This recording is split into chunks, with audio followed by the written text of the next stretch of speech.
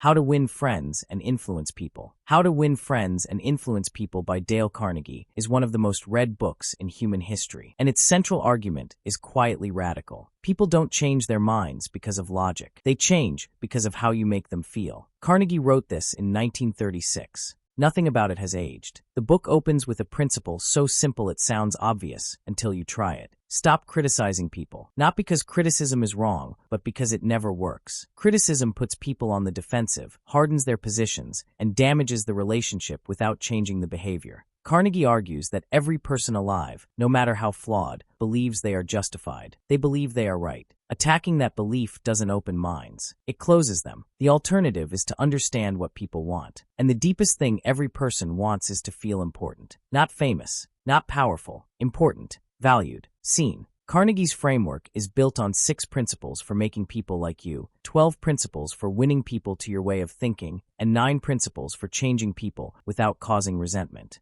They all reduce to one thing. Treat people as if they matter, because to them they do. Never Split the Difference. Never Split the Difference by Chris Voss is a negotiation book written by a former FBI hostage negotiator, which means the stakes in every example are as high as they get. Voss's central argument is that negotiation is not a rational exercise. It's an emotional one. The classic approach to negotiation, find the middle ground, split the difference, is a trap. Because when you meet in the middle, both sides lose something. The goal isn't compromise. It's to understand the other side so completely that you can find a solution neither of you saw coming. The most powerful tool in Voss's system is tactical empathy. Not sympathy. Empathy. The ability to understand and articulate what the other person is feeling without necessarily agreeing with it. When people feel understood, their defenses drop. When their defenses drop, they become genuinely willing to work with you. Voss introduces a technique called mirroring, repeating the last 3 words someone says to keep them talking, and labeling, naming an emotion you observe with phrases like "it seems like" or "it sounds like." These aren't manipulation tactics. They're signals to the other person that you're paying attention. The goal of the whole system is to get the other side to say, "That's right," rather than "yes." Yes is easy. Yes means nothing. That's right means they feel genuinely understood. Crucial Conversations.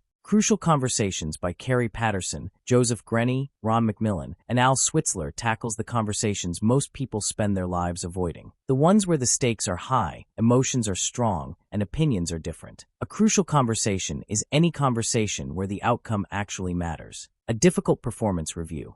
A confrontation with a partner. A disagreement with a boss. Most people handle these conversations in one of 2 ways. They go silent, withdrawing, avoiding, saying nothing, or they go violent, attacking, controlling, forcing their point. Neither works. The book introduces a concept called the pool of shared meaning. Every conversation has a pool, the collection of facts, opinions, and feelings both people bring to it. When the pool is rich, decisions are better and relationships are stronger. When people go silent or violent, they stop contributing to the pool. The pool shrinks, and so does the quality of the relationship. The key skill the book teaches is how to make it safe. When people feel unsafe in a conversation, they stop being honest. So you create safety first, by clarifying your intent, by establishing mutual purpose, and by treating the other person as a capable adult. Only then can the real conversation begin.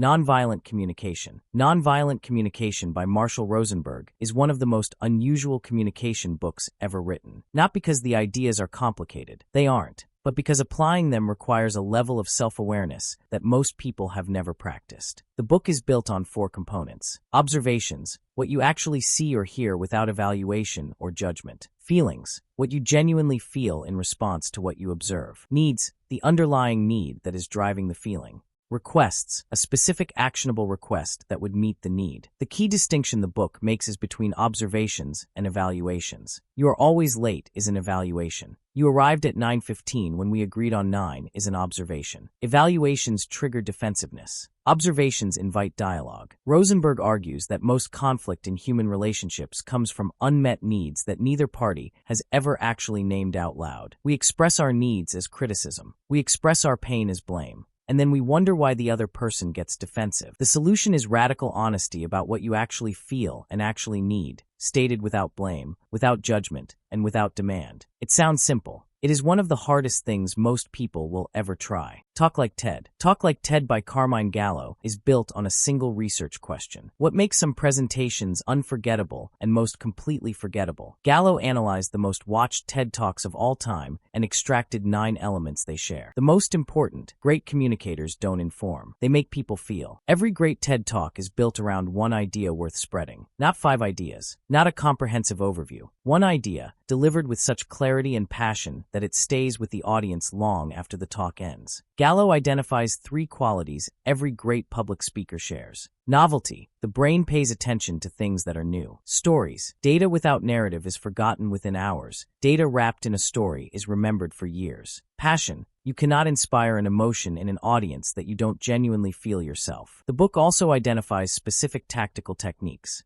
The rule of 3, which the human brain finds naturally satisfying, Twitter-friendly headlines that compress the core idea into one sentence, and the importance of practicing so thoroughly that the delivery feels effortless. Gallo's central message is that public speaking is a learnable skill. The most memorable speakers weren't born that way. They worked at it until the craft became invisible. The Art of Communicating. The Art of Communicating by Thich Hanh approaches communication from a completely different angle than every other book on this list. It is not about technique. It is not about strategy. It is about presence. Hanh argues that the foundation of all good communication is the ability to listen deeply. Not to listen while preparing your response. Not to listen while judging. But to listen with the single intention of understanding the other person. He calls this compassionate listening. And he argues that most human suffering in relationships comes not from what people say, but from how poorly they listen. The book extends this to speaking. Before you speak, Hanh suggests asking 3 questions. Is it true? Is it kind? Is it necessary? Most of what damages relationships fails at least one of these. Hanh connects communication directly to mindfulness, the practice of being fully present in the current moment. When you are truly present in a conversation, you hear what is actually being said rather than what you expected to hear. You respond to the real person in front of you rather than to the story you've built about them. The book is short. The ideas are ancient. But in a world of distracted half-conversations, deep listening is a form of radical generosity. Simply Said by J. Sullivan is the most practical book on this list. While the others explore the psychology and philosophy of communication, Simply Said focuses on one thing: how to communicate more clearly so that other people actually understand you. Sullivan's central argument is that most communication fails not because people are unclear in their own minds, but because they communicate from their own perspective instead of the listener's. You know what you mean. The question is whether the listener can follow your thinking from where they are. The book introduces a framework Sullivan calls the you-focused communication approach. Before you write an email, give a presentation, or have a conversation, you ask one question: what does this person need from me right now? Not what do I want to say. What do they need to hear? The book covers written communication, presentations, meetings, and one-on-one conversations. In every context, the principle is the same. Strip out everything that serves your need to be comprehensive, and keep only what serves the listener's need to understand. Sullivan argues that clarity is not a gift you're born with. It is a discipline you practice. Every sentence you write or speak is a choice. Choose the listener every time.